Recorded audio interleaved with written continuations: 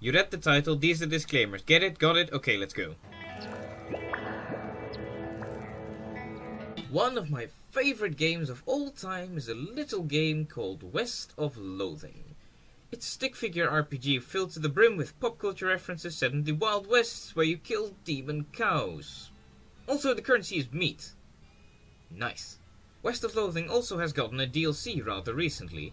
In this DLC, they revamped the battle theme. Now you have to understand that West of Loathing is a silly little game. So with that in mind, here's the first few seconds of the old battle theme.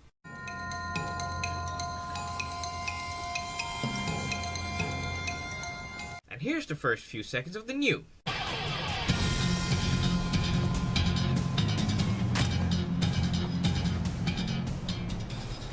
Now you may wonder, Flying Scott, why are you telling me this? And I'm glad you ask! See, it's a pretty common thing for game developers to remix or revamp their old pieces of music for the sequel and or for DLC.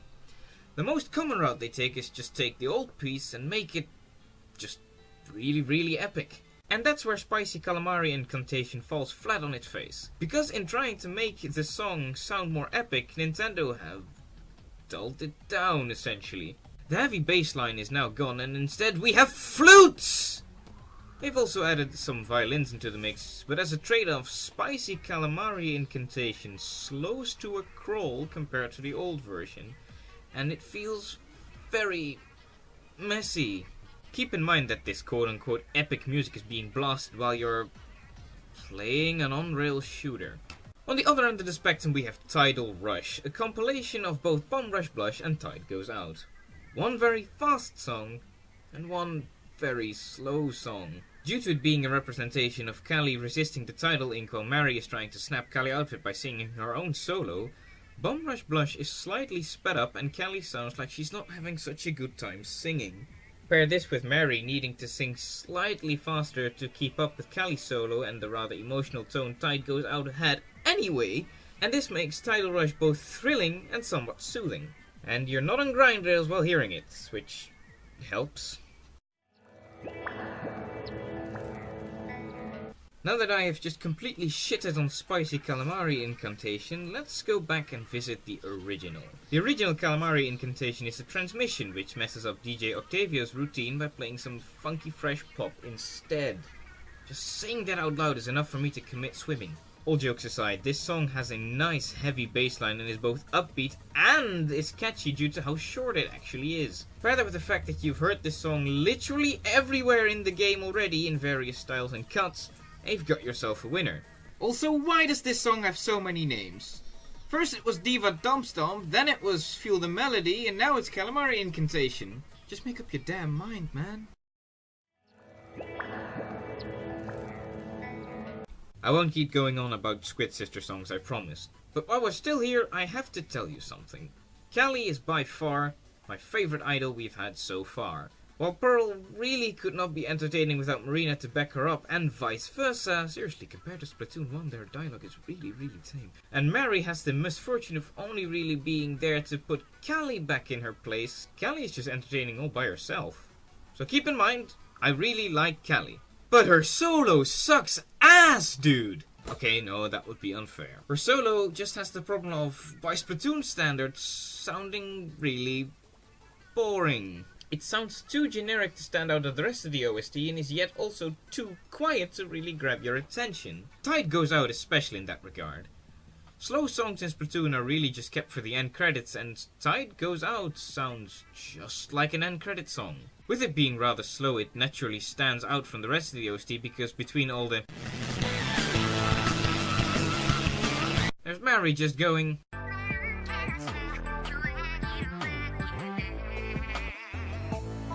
Plus, it sounds so soothing and even somewhat emotional that it kind of makes it sound like Barry's grieving. Kinda makes you feel sad when considering that entire final Splatfest idea, huh?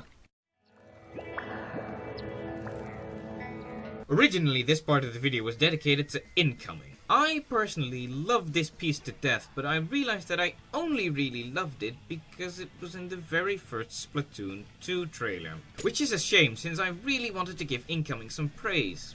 So naturally I went looking further until I realized my favorite battle theme also comes from a Splatoon 2 trailer.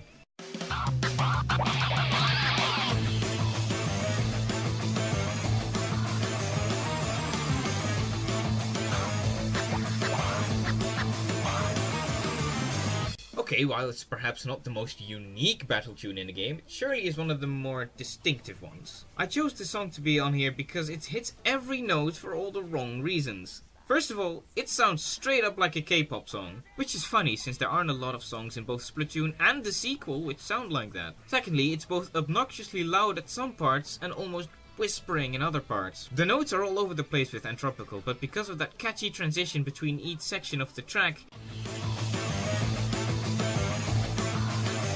it binds the whole nicely together. What more can I ask for in my anime opening? Update 2.0 was an interesting time in Splatoon 2's lifespan. It was both quite the sleeper update, while the content was "Oh my god, new hairstyles! Wow, new salmon run map! Goodness, new weapons!" And while some people were playing dress up with the new gear, others were more intrigued by the new music. A part of me was all like, so yeah, I have to admit I wasn't fond of most of the music in Update 2.0, which is why I was so surprised when I found out I actually really like Fins and Fiddles. And while Seafoam Shanty is a song of similar style and instruments, mainly the earlier mentioned fiddle, Fins and Fiddles utilizes both the vocals, if you can call them that, and the fiddle to a much higher degree than Seafoam Shanty. And be real with me for a second here. You didn't expect a song with country vibes to be in a game amongst mostly pop and or rock music, right? Quite the experience, let me tell you.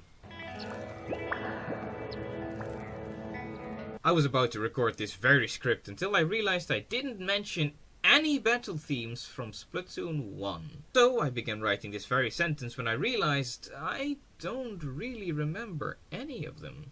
So I went back and listened to them all, and I'm starting to realize why. Splatoon's music suffers from being more or less the same, really. I can of course only speak for myself, but anytime I see a remix of these pop up on YouTube, I have to go back to the original song first in order to understand which parts are different. And that is a damn shame.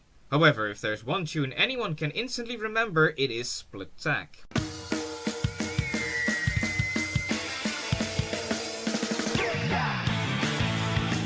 Song used in the very first trailer and thusly resonates with a lot of old school players. Personally, I don't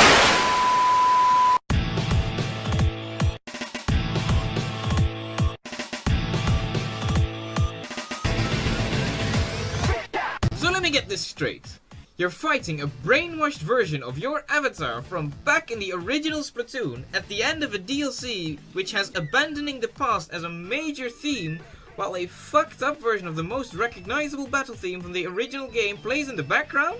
Shit dude, we would have declared you insane 9 months ago.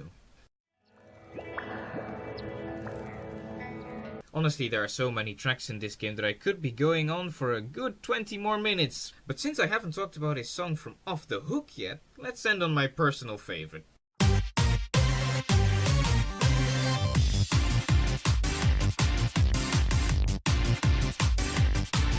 Alright, my opinion might not be the most original, but can you blame me?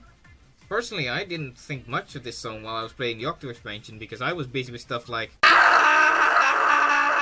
In retrospect, this song is pretty damn fine. It has both a nice speedy beat and a catchy bass line, but above all, it has the nicest vocals out of any Off the Hook song. The transition from an original song to Ebb and Flow is so powerful for all the right reasons, as this entire DLC has been building up the relationship between Pearl and Marina, who have definitely smashed by the way.